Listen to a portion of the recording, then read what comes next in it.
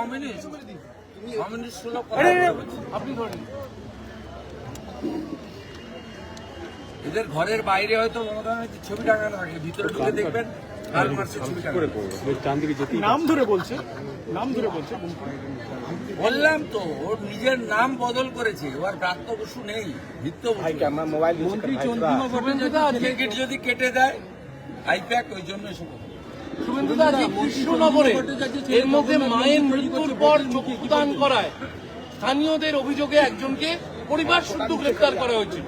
আজকে কৃষ্ণনগর আদালত পুরো পরিবারকে জামিন দিল। খুব ভালো খবর, খুব ভালো খবর। এই রাজ্যে মানে সেবা কার্য করলেও, সামাজিক কাজ করলেও হয়, আর যখন বেদবোনা শিব মন্দির ভেঙে তছনছ করে তখন ব্যবস্থা নেওয়া হয়।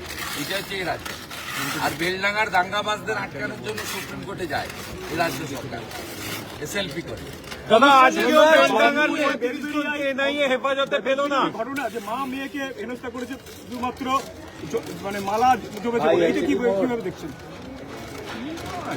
আরে কি বলবেন, এক্ষুনি আমার এলাকা থেকে একটা ভিডিও এসেছে, একটা দিদিমণি তাকে একটা স্কুলে, আমরাতলা স্কুলে গিয়ে আটকে রেখেছে। এরা মগের মুল্লুক পেয়েছে, এরা বাংলাদেশ করতে চায়, এখানে বাংলাদেশ করতে চায়। যেটা মগরাহাটে ঘটেছে, কপালে চন্দন ছিল এবং গলায় তুলসী মালা ছিল, সেই কারণে মা মেয়েকে অপমান করেছে একটা নির্দিষ্ট ধর্মের দোকানদার।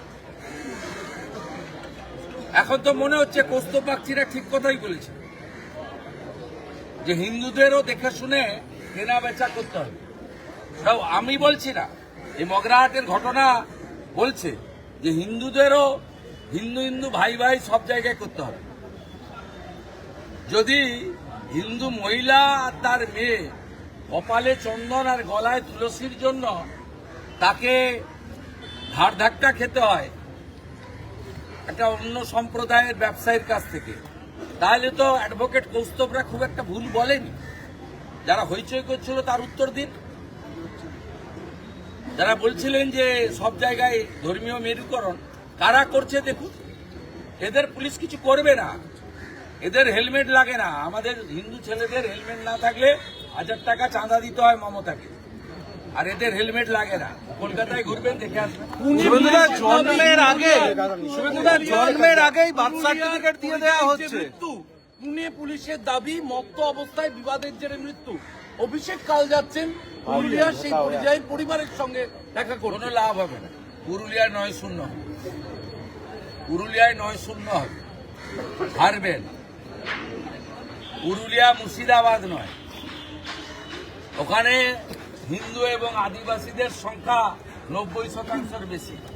কোন সনাতনীরা এই ধুলিয়ান শামসেরগঞ্জ দেখার পরে আর পলায়ন হোক চায় না। 11তে এসে এই মুখ্যমন্ত্রী টাটাকে তাড়িয়েছে, 16তে এসে চাকরি বেঁচেছে, 26-এ যদি জিতে আসে তাহলে হিন্দু শূন্য করবে। বার্থ সার্টিফিকেট দেখা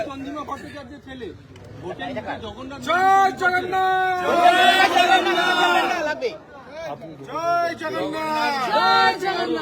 হিন্দু মন্দির তৈরি করবে, কোনো সমস্যা নেই, কিন্তু যদি পুরীর আদলে করতে হয় গেটে লিখতে হবে হিন্দু ব্যতীত কাউকে ঢুকতে দেওয়া যাবে না।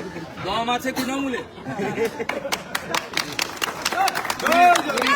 গেটে লেখা আছে হিন্দু ছাড়া সবার প্রবেশ নিষেধ। চন্দ্রিমা ভট্টাচার্যের বেটা যদি সত্যিকারে পুরীকে ফলো করেন, লিখে দিতে বলুন গেটে যে হিন্দু ছাড়া এই মন্দিরে কেউ ঢুকবে না, তাহলে বুঝবো কোমরের দম আছে।